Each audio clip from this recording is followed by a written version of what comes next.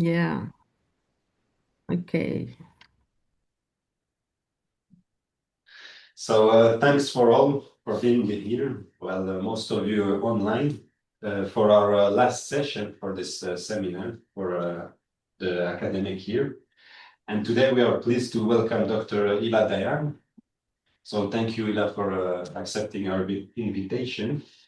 Ila is a political sociologist and lecturer at the Amsterdam University College, where she teaches courses such as global politics, empire and its afterlife, democracy in crisis, and sociology of the other.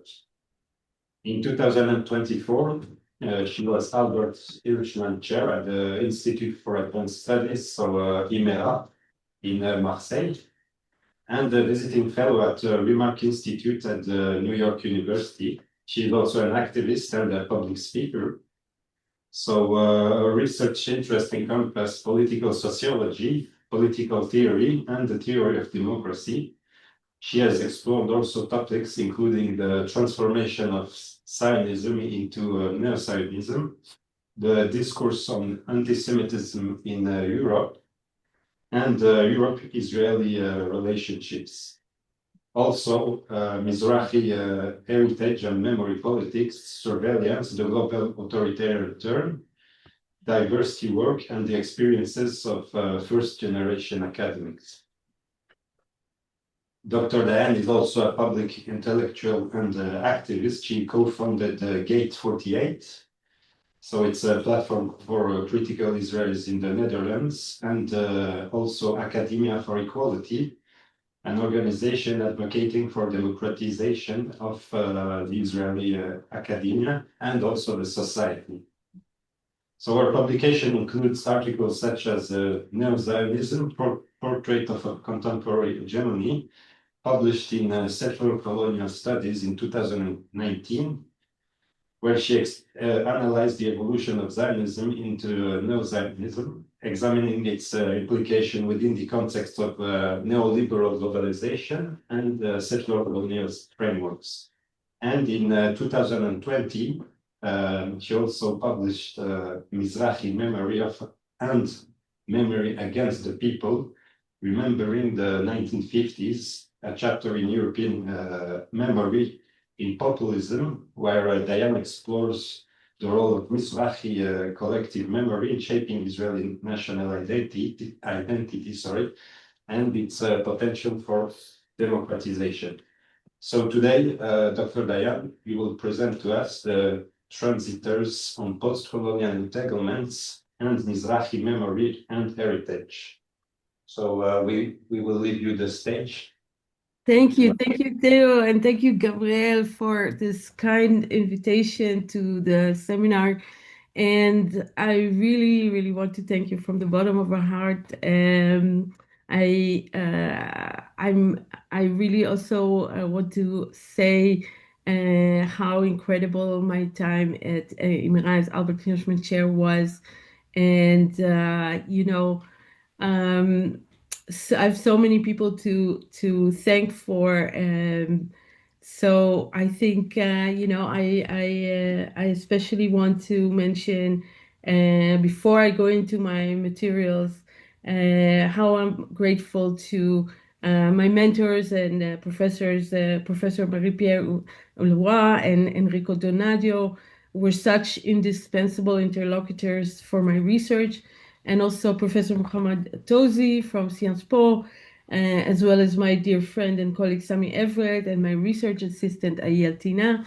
And I thank all of them for their time and helping with my research, and grateful for their friendship.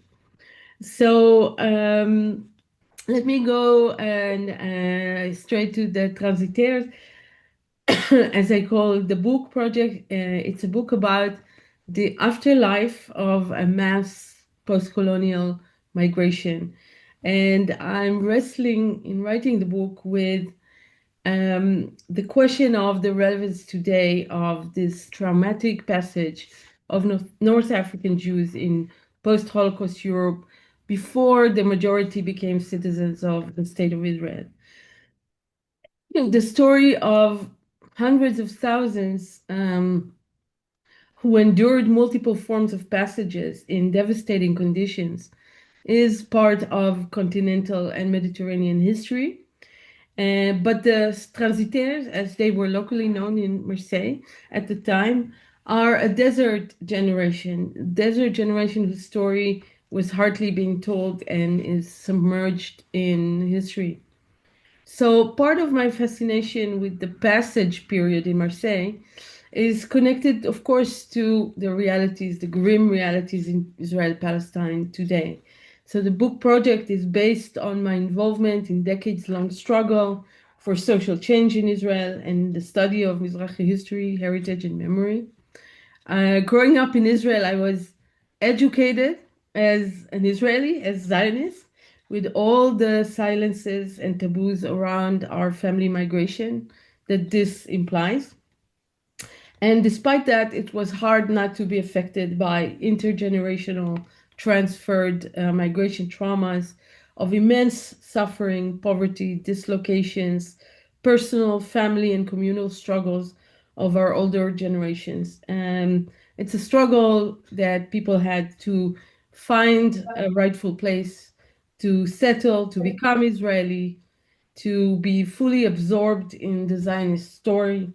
And historically, the Transitaires, our elders, they uh, they didn't arrive Zionist to Israel. We were born Zionist in Israel, but they were not. And as soon as they have arrived, they became part and parcel of a nation building and settling project that we can call a settler colonialism of refugees. Um, on a more, again, introductory note, in the late 1940s and 50s, Europe was preoccupied with the post-war refugee crisis, and the Zionist establishment was preoccupied with the demographic stakes of the colonizing project. The impetus to settle Jews, both stateless Holocaust survivors and Jews who were beginning to be massively denationalized and pushed out of Arab lands, found a morally just outlet in Europe.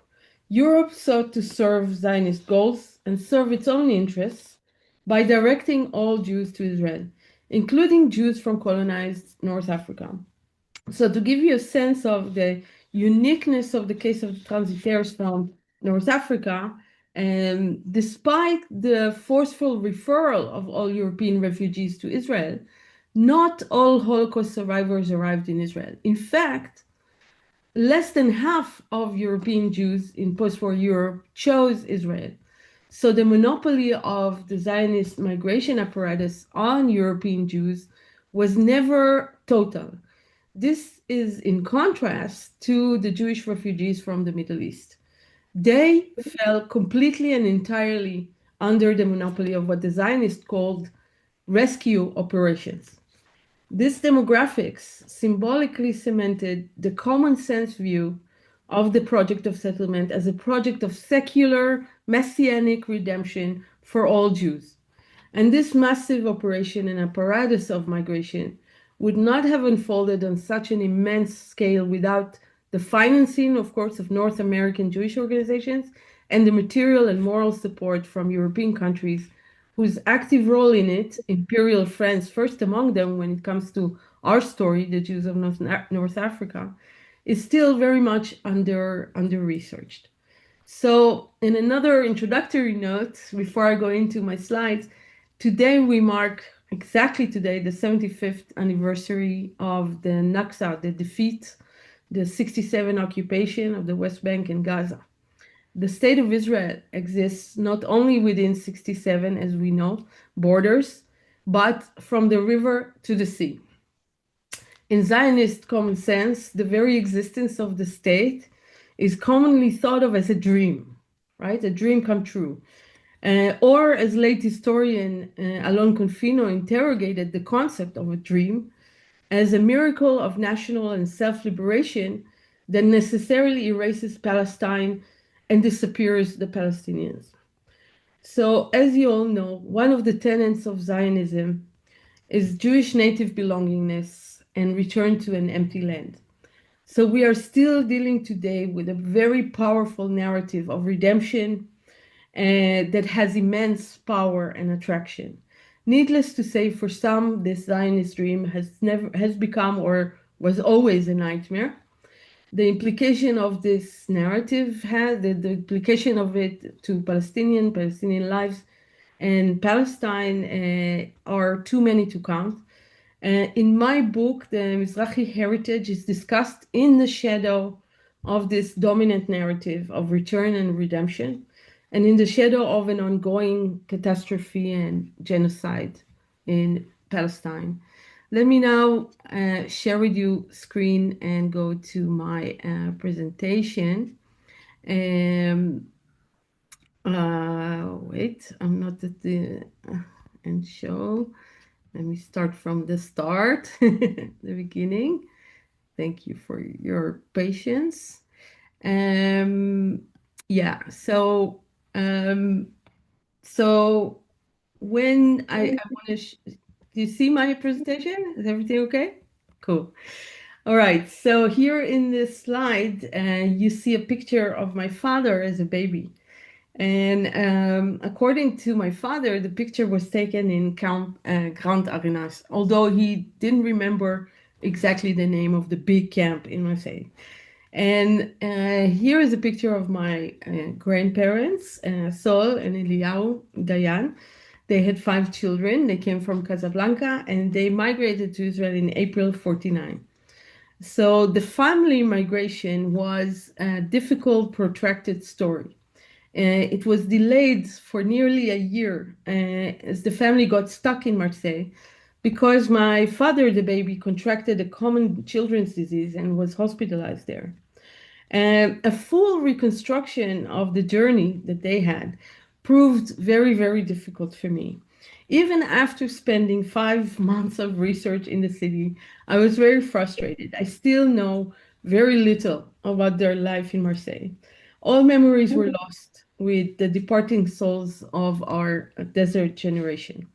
I should say that being a direct descendant of the mass migration was, in fact, not the main driving motivation for the study, though this studio photo of my dad was certainly a spark or something that sparked my imagination.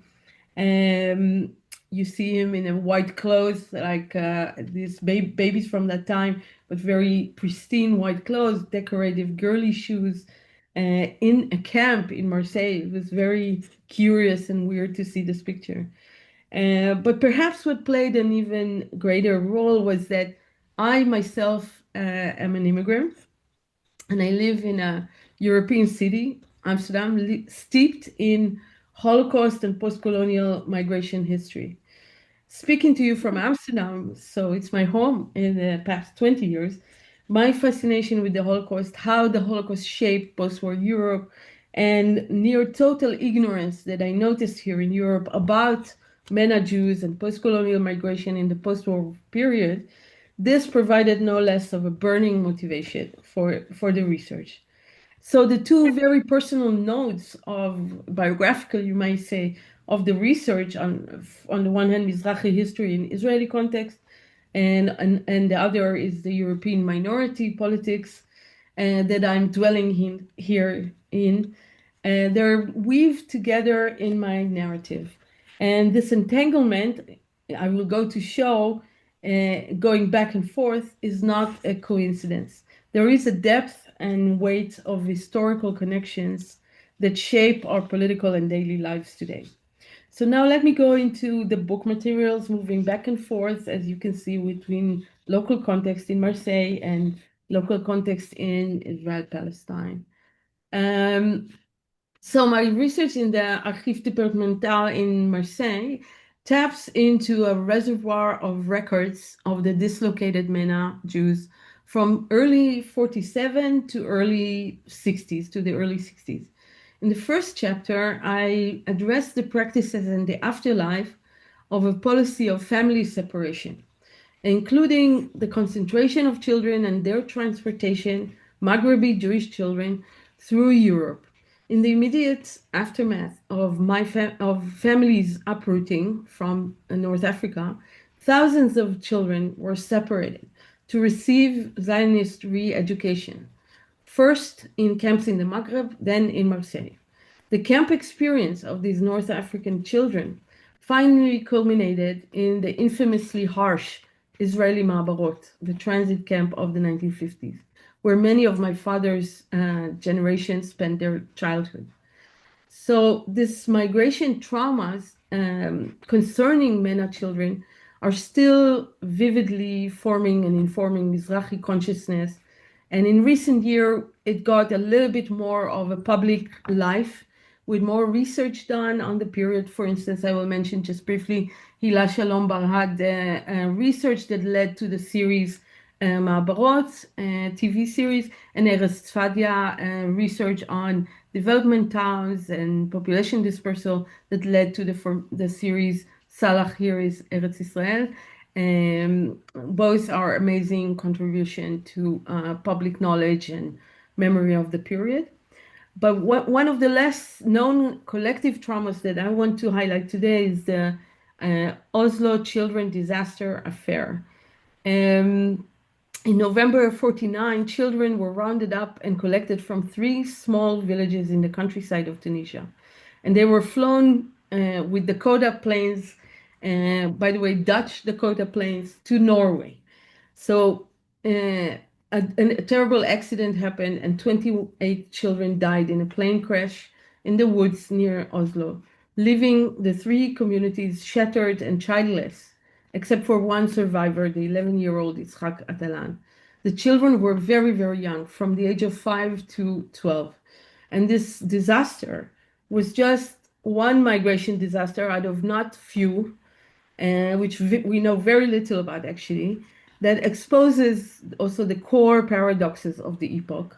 So before I elaborate on that, I want to show you a few minutes of brief fragments from an old documentary film portraying in glowing, of course, term the children's village near Oslo. And you will see through these fragments, and my excuses now for this, the sound is a little bit soft, so you have to really listen carefully. But you will see how this moral sense that Europeans have had on how they exude this moral sense of why this is such a good European operation, taking care of unaccompanied Jewish children and sending them to Israel.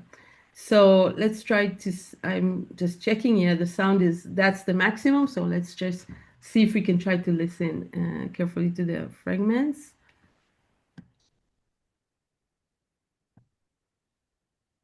The sound. And also maybe like those who have parents could see me as somebody from the country who invited them. And it apparently worked. So I went to Israel to see where the children were going. I could tell the Norwegian authorities that is the way if we go first from North Africa to Norway and we make them welfare strong, and then they go to Israel. Yes, my apologies. It's very soft. Can you hear a little bit? Yeah. So let's move to the second fragment. Can you just resume what she said because we didn't hear very well, please? Okay, then she says, yes, how we took care of them, and I made sure that I went to Israel and I went to North Africa to see their conditions and to see where they will go to in Israel, and it worked. And you know, she's saying it like really proud, and it worked, and I could convince the Norwegian authorities that this will be a good thing to do. And here in this fragment, she continues basically to say what she thinks is their role in the fate of these children. The whole solution to the big task we had taken on when we took Jewish children to. Oh, I'm sorry. Did I just leave the presentation?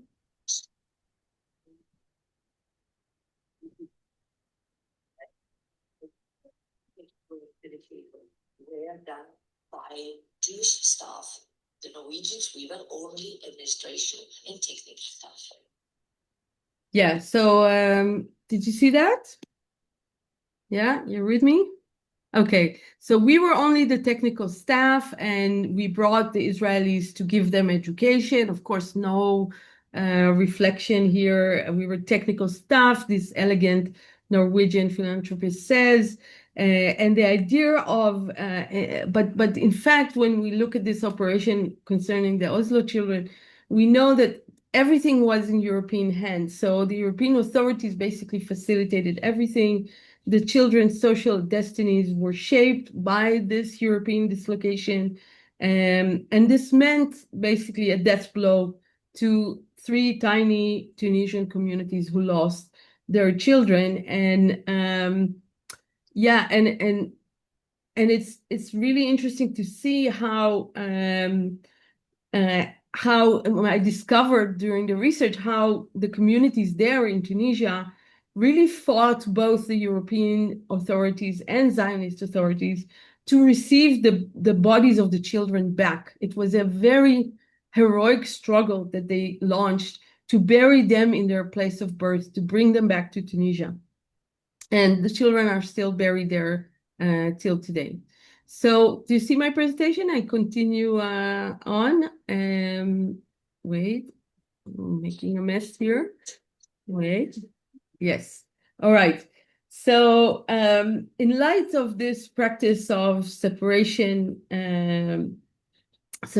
of children, dislocation, and transportation, I developed the argument about the crucial stopover, about the European leg of migration, highlighting the role of Europe in the creation and the formation of what I call the children of the state generation. These are Mizrahim of my father's generation. The North African migration was subject to policies of harsh selection due to blatantly racist zeitgeist and the rejection, especially of Moroccans, by the Zionist establishment in Israel of the 1950s. Supposedly desiring the children, only the children, the irony was that eventually all efforts at selection in Europe basically failed. The majority of Moroccans did arrive eventually to Israel.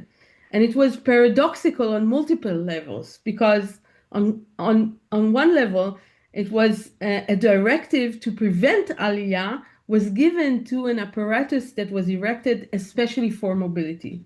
The intention was to prevent family migration, whereas the whole operation was organized around families as these core units of the organization of migration.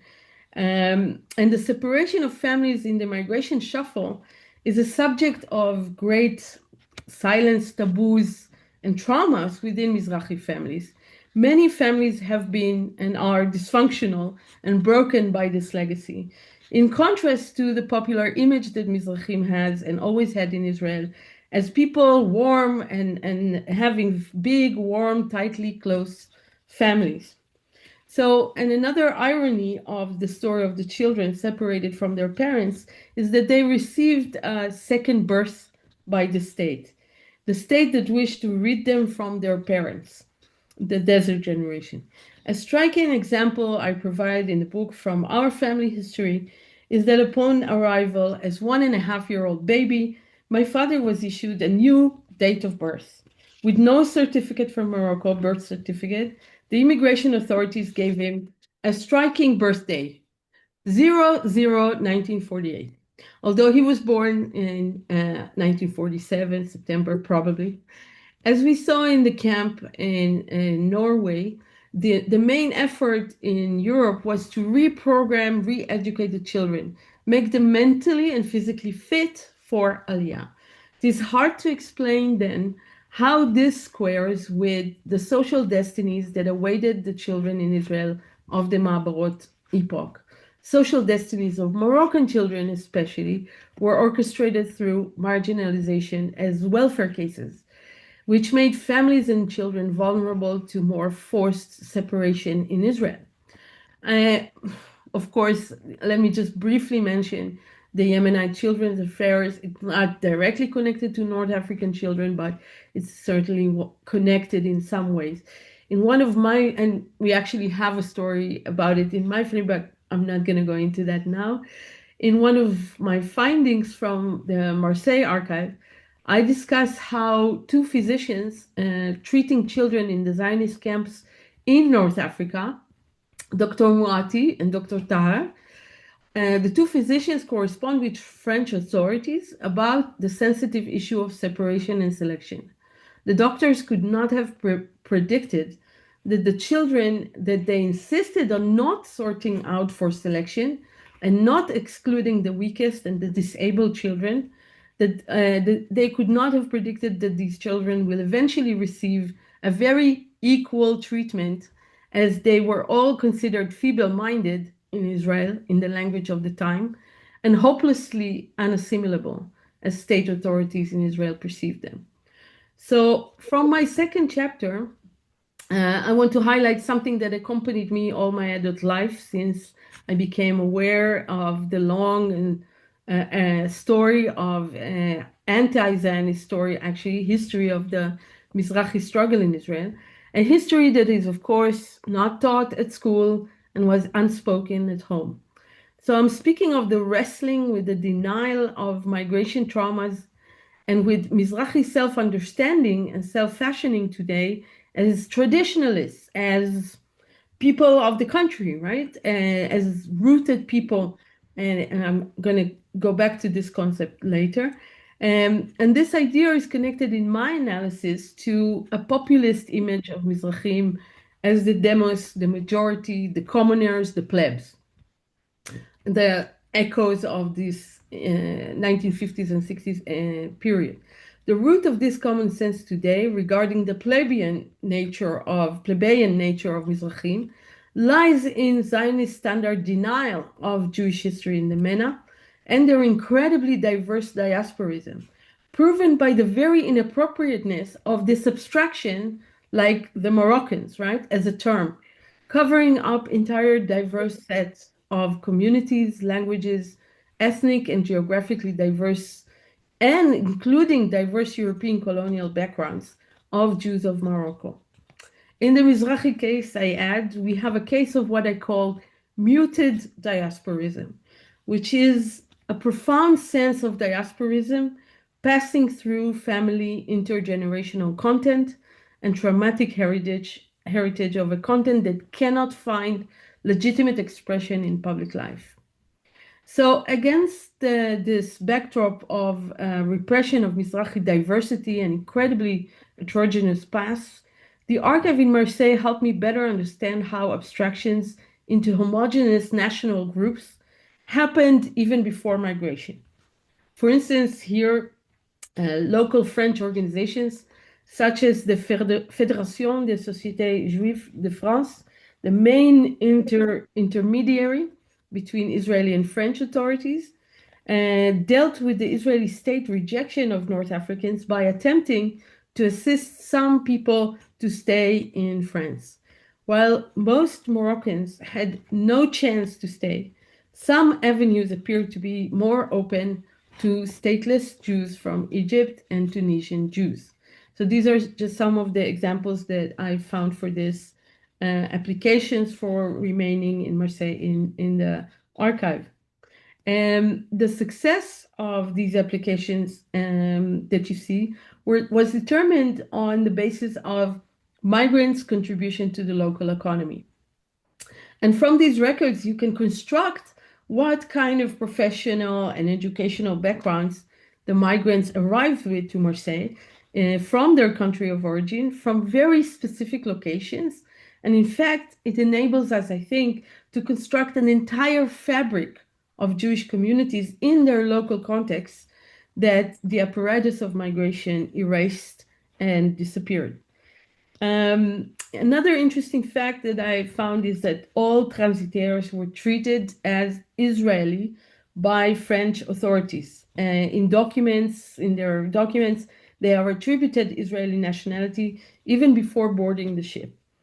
And most people had no other choice but to desperately try to get on and out of confinements in military-style camps where they found themselves in, as the unwanted populations of both France and Israel.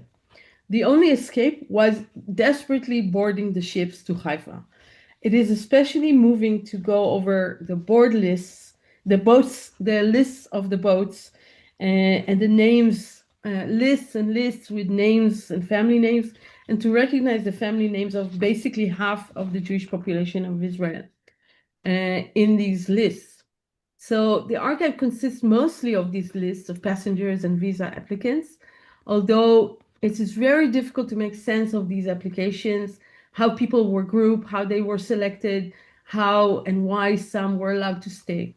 My impression from going over these materials is that it was really a chaotic shuffle.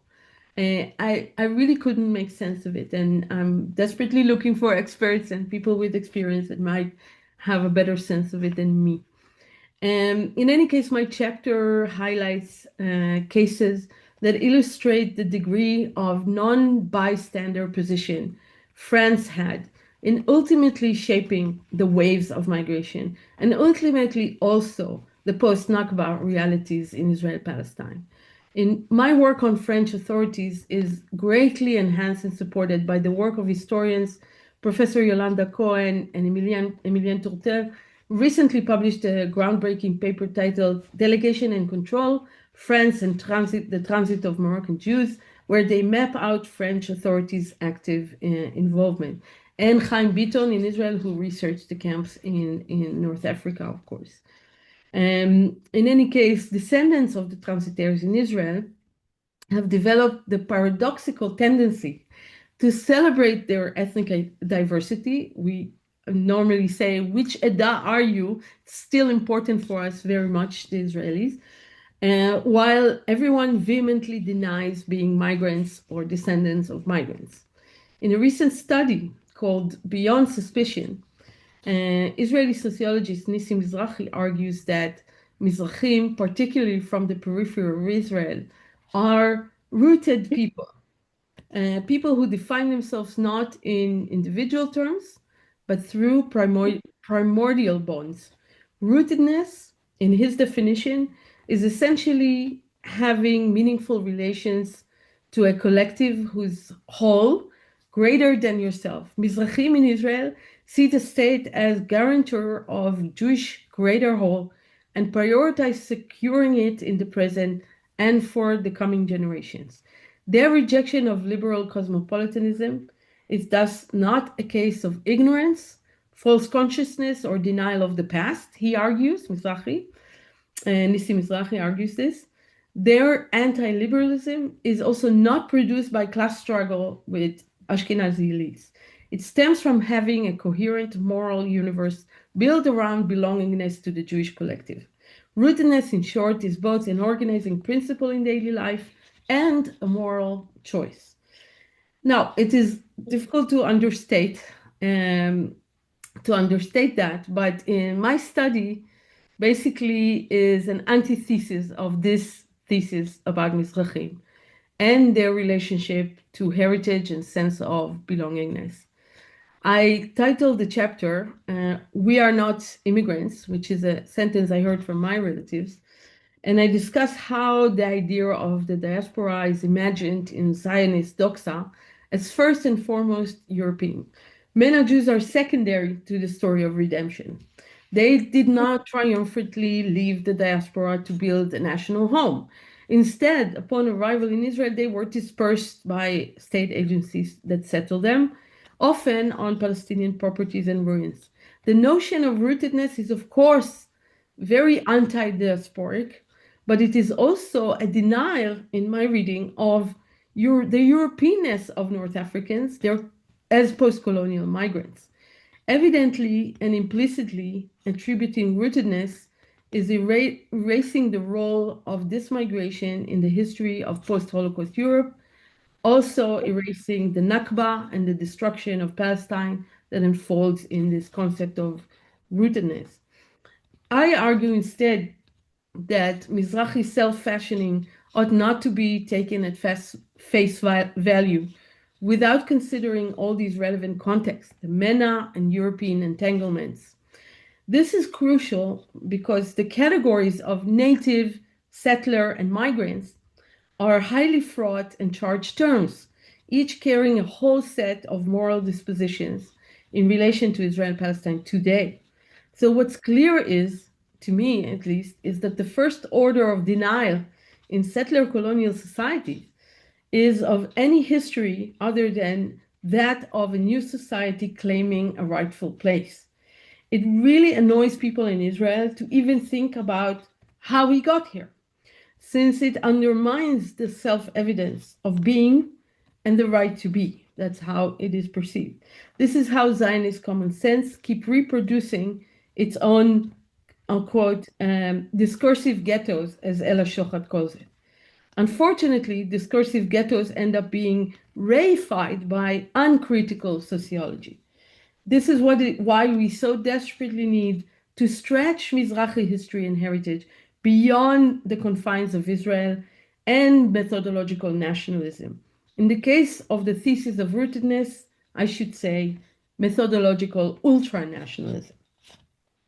So where I want to take you next is where you are already, back to your city again, to Marseille, to bring you to the more ethnographic part of my research that taps into sensibilities about migration and the afterlife of postcolonial migration, the daily life today of descendants marked by the dynamic of minorities, European Jews and Muslims, and some of them are of both of North African descent, which are constantly pitted against each other. So during my time in Marseille, I tried to figure out how people view and experience present tensions exploding around what's happening in Israel Palestine. And after I briefly explore with you some of my main observations on this dynamic in Europe, I will then take you to another local nod in my journey to the northern Mizrahi periphery town of Kiryat Shmona, and then I close with final reflections on the project. But first, what happened in Marseille? So on the day that I travel to Sciences Po campus at Aix to attend Professor Mohamed Tozi's seminar on democracy, the news in France were all about a horrible slaughter of a high school teacher that happened the day before in a small town of Arras, by a man in his 20s identified as Muhammad M. During lunch break on campus, I watched students and staff gather in the compound courtyard for a moment of silent commemoration. As you can see on the slide, of course, this sporadic violence was immediately and without a shred of proof, serving as a proof for active Hamas terrorist cells present in France, a present and immediate danger in Eric Zemmour's mind, as he claimed on TV. This fanning of panic and alarmism connected to alarmism around the rise of anti-Semitism in past decades in France, as it's exactly the same in the Netherlands and in Germany, of course, exploded after October 7th. The picture of the graffiti and the posters on the right side of the slide was taken just outside the community center Edmond Fleck Center in the Jewish quarter in Marseille. I visited the center together with my research assistant, Ayel, and we had a lovely long chat with one of the center workers who is from Tunisian descent. She told us that even though she's not suffering from what she called strikingly anti-Semitism psychosis, she's still very much afraid and careful, and she's moving around in the city very little, just venturing to work and back home. So inside the center, everyone seemed to be just very busy with the campaign of support and donations to Israel at war, and a campaign for hostages, few of them French citizens, as you all know. As you can see from the graffiti, the suffering of Israeli civilians is linked to anti-Semitism, a link that is hardly relevant in Israeli context, where the struggle to end the hostages crisis is waged by an opposition to the current government. The reference to sexism is also interesting. It's connected to a campaign to prove the systematic nature of the Hamas attack and the depravity, of course, to prove the depravity of the entire Palestinian cause and resistance. And again, this kind of campaign is more relevant outside Israel. This very localized message in Marseille, I thought, probably in response to commonplace denials of the atrocities that have occurred on October 7th. How can we make sense of the war of narratives, the rigid division, especially in a city where so many Jews and Muslims are actually coming from the same post-colonial migration background? The ways in which European Jews and Muslims are defined by and identify themselves in relation to Israel Palestine can be thought of as a case of sociological racisms. These racisms are produced and entrenched by entrenched racial hierarchies of majoritarian European societies. I'm referring here to Etienne Balibar and Immanuel Wallerstein's concept. It's a helpful formulation, sociological racism. As they explain it, it stems from internal exclusions or the exclusionary inclusion of national minorities in ways that produce and reproduce their structural positions of otherness in society. And a similar entrenchments of war narrative happened in Amsterdam around the pogrom, so-called, that supposedly happened when two Israeli Maccabi Tel Aviv fans, after hundreds of them stormed the city, marching on the streets, singing racist anti-Arab chants. I wanted you to watch. This one has a lot of the volume is very loud, so I hope this will not be a problem. Let's watch a few minutes of this report, just a few minutes to get a sense of what happened in Amsterdam. Violence in Amsterdam left at least 5 people injured and dozens have been arrested. But what happened? Everything should be done to track down and prosecute the perpetrators. This is simply anti-Semitic violence against Israelis that actually defies description. Supporters of Israeli football club Maccabi Tel Aviv arrived in Amsterdam ahead of their UEFA Europa League match against Amsterdam club Ajax. On Wednesday, social media videos verified by Sky News show 3 men tearing down Palestinian flags from outside of homes. A second Palestinian flag was pulled down from a building in a clip verified by Sky News. Another video uploaded to social media shows a man being chased through the street with a caption that reads, "Watch and enjoy 6 Zionists chased away, free Palestine." Yeah, so this gives you a sense of a little bit of the grim atmosphere and what has happened. It's the explosion of this hostilities happened in a city where a large minority is stricken by grief from the genocide in Gaza. And when tensions are exploding, all that is certainly familiar, you're familiar, of course, with these kind of moments where these tensions are exploding. For me, the simple but hard to answer question, the question that I wrestle with is how can we free minorities? What can free minorities from this sociological racism bind, from their destructive entanglement? Is there a way to disentangle? Here, I take seriously the cautionary warning stemming from critical race theory and postcolonial studies that the deeper our understanding of genealogies, geographies, and ways in which racial configurations work, the more modest we should become about imagining radical changes. At the same time, there is constant adaptations in ways in which people draw meaning from and negotiate social worlds. So perhaps nothing shows it more clearly than the transformation of Mizrahi culture in the past decades in Israel and the mainstreamization process. Mizrahim in Israel moved from margin to mainstream center of Israeli culture.